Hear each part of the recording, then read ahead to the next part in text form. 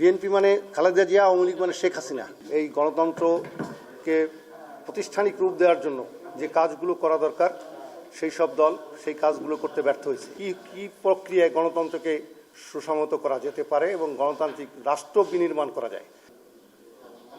আমরা বাংলাদেশ গণতান্ত্রিক party BJP এই নামে একটি সংগঠনের শুভ যাত্রা গোপালগঞ্জ থেকে আমরা শুরু করতে চাই।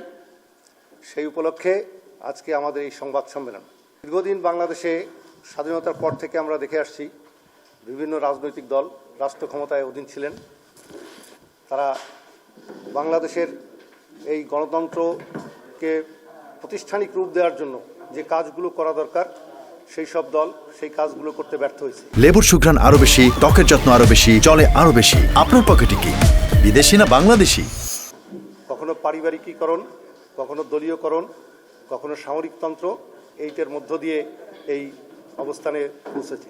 তা আমরা 2009 সাল থেকে এই বিষয়টা নিয়ে আমাদের জুলিয়াস খান ঠাকুর, ফরিদ ভাই, আমি সহ আরও কিছু লোকজন আছেন, আমরা এটা নিয়ে অনেক আলাপ আলোচনা এবং লেখালেখি গবেষণার মধ্য দিয়ে একটি সিদ্ধান্ত উপনীত হলাম যে একটি রাজনৈতিক দল গঠনের মধ্য দিয়ে সেই বিষয়গুলো আমরা জাতির সামনে উপস্থাপন করতে চাই যে কি প্রক্রিয়ায় গণতন্ত্রকে সুসংহত করা যেতে পারে এবং গণতান্ত্রিক রাষ্ট্র বিনির্মাণ করা যায়।